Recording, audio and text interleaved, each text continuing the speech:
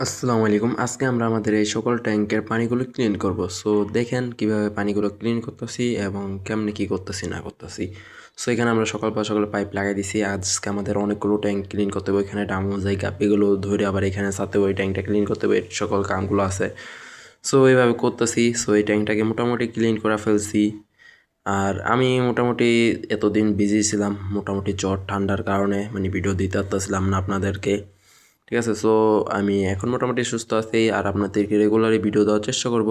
So দেখতে থাকুন। আর এখানে যেহেতু ফুল ফোটা শুরু করছে ফার্মে, এইখানে আরেকটা বড় গাছ ছিল, ওটাকে আমরা উঠাই ফেলছি। এইটা থেকে মানে ওটার দানা পড়ে এই গাছটা হয়েছে। সো এখানে একটা আছে। আর আরেকটা জিনিস, এই যে এখানে একটা প্রজাপতির ডিম, ঠিক আছে, মানে প্রজাপতি এটা হয়তো বা 2-4 দিনের ভিতরে হইয়া উড়ে যাব।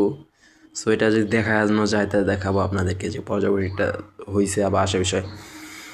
সো আর এর মধ্যে আমাদের এখানে আমাদের যে আরটিপি আছে, আলহামদুলিল্লাহ আরটিপির বাচ্চা দিতেছে। পরে আমাদের এখানে যেইটা পানিটাও ক্লিন করবো, ওইটা আমাদের ক্লিন করা হয়েছে। এখন আমরা এটাকে ক্লিন করতেছি, মানে ব্ল্যাক মস্কো ট্যাঙ্ক। সো এইভাবে সকল ট্যাঙ্কগুলো ক্লিন করতেছি। আর যেহেতু ভিডিওর ভয়েস আমি পরে লাগাইতেছি, এই কারণে হয়তো বা কিছুটা সমস্যা হলে তারা। আর ভিডিওটা ভালো লাগে অবশ্যই লাইক কমেন্ট শেয়ার করেন, চ্যানেলটা অবশ্যই সাবস্ক্রাইব করে দেবেন নিত্য নতুন ভিডিও পাওয়ার জন্য।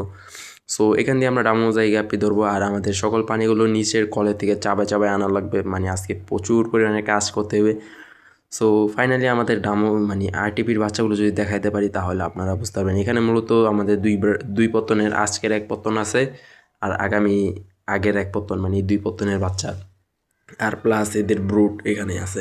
সো 3 পদেরই মাছ এখানে আছে, ঠিক আছে। সো এই যে বাচ্চাগুলো, সো আজকে ভালোই পরিমাণে বাচ্চা হয়েছে। এখন কী পরিমাণ বাচ্চা হয়েছে আপনারা অবশ্যই জানাবেন যে কী পরিমাণ বাচ্চা হইতে পারে আনুমানিক।